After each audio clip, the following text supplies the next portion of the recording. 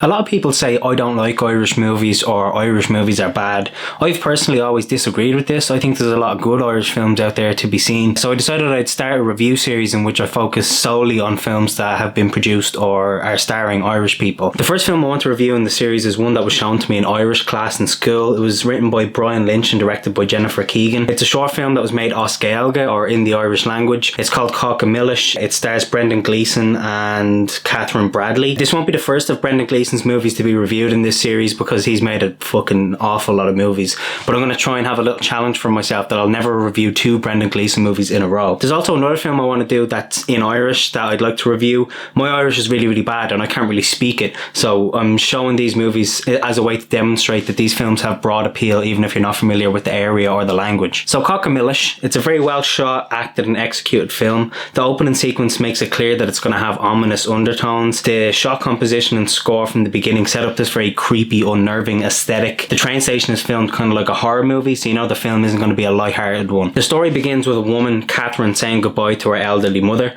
From this scene we can see that Catherine has very little empathy and she's a little bit cold-hearted. If she's like this with her mother, it's easy to imagine how cruel she can be to strangers. Catherine hands her elderly mother over to a nurse and they exchange a line, but for some reason it isn't subtitled in the version that I saw, and that really annoys me that I don't know what that line is, and I can't translate it because my Irish is that bad. Catherine gets on a train and plans on reading her erotic novel in peace when Paul, a blind asthmatic man, sits down in front of her. Paul is played by Brendan Gleeson. I'm fairly certain he used to be like a geography teacher and he didn't get into acting until he was like 40. As Paul discusses his life with Catherine, we gradually feel a lot of sympathy for him despite the fact that he's frustrating her with his incessant chatting. We find out that he's horribly asthmatic and has to puff his inhaler regularly. The sound effect for when he takes the puff of the inhaler is really dramatic and over exaggerated. It sounds kind of like Darth Vader, but I think that suits the overall tone of the film and I think it works well. The sound design overall is very well recorded and well mixed in the whole film. The performance by Brendan Gleeson is great. He plays a blind asthmatic person, but he does it slightly cartoonishly,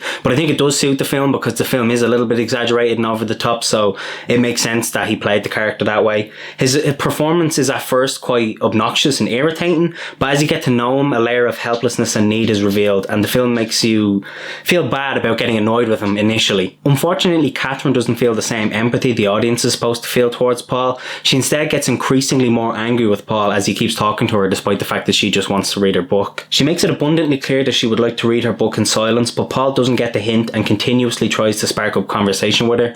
She eventually snaps as a result of this and starts playing mind games with him. She tricks Paul into thinking he possibly got on the wrong train by saying there's a lake outside the window. This makes him noticeably befuddled and very upset because he's been talking about how well he knew the route and he said that he could tell what was outside the window despite being blind, and she tricked him into thinking that he couldn't tell what was outside the window. She also tells him that there's a half-eaten worm in the cake that he had just been enjoying. This again causes him to panic a lot and he starts having a severe asthma attack. At this point, Catherine hides his inhaler from him and walks away, which leaves Paul to die alone. Overall, the film is very well shot with lots of uses of close-ups and extreme close-ups. I think this was done intentionally to make the audience feel trapped and claustrophobic the way Catherine feels in the conversation with Paul. The coffee and cake scenes were particularly well shot and really unnerving and unsettling. The exterior shots were very well done as well. The film almost feels like a thriller at times with the way it's framed. The premise could have just as easily been done as a black comedy instead, but the filmmakers chose to take it a bit more seriously. I think this film is unique with its horror undertones in an otherwise mundane setting. I found the plot to be quite engaging with good dialogue and a very well written love to hate type antagonist. I like that we began focusing on Catherine, but we slowly learned that she's actually the villain of the film. At first she seems a bit distant but mostly harmless. The film escalates her level of cruelty gradually over time to the point where she murders a defenseless man for talking to her too much. It was a very interesting twist that we began focusing on her, but it turned out that she was actually the antagonist. When I watched this film at first as a child in school, I wasn't really too on Paul's side. I kind of agreed with Catherine a little bit and I kind of felt like he was being really annoying and obnoxious, and I felt like he got what he deserved when I first watched this film. But now that I watch it back, I actually feel really sorry for Paul, and I think that Catherine is like a psychopath and she massively overreacted. Like, I don't think he deserved to die just because he was talking to her too much and because he wanted to be friendly. But when I was a kid it was a different story. I didn't fully grasp, I think, the film when I was younger, but now that I'm watching it with older eyes, I have a slightly different perspective on it. The biggest criticism I have with the film is that the final shot lingers for way too long. I was watching it waiting for the cut that came far too late. I was sitting there like, and cut, but the shot just kept going and going and going. But that's a minor criticism. That is the biggest problem I have with the whole film. Overall, it's still worth watching and I would highly recommend it. Thanks for watching episode 1 of RÍview. If you have any suggestions for other Irish films I could look at, please leave the name of them down in the comments below.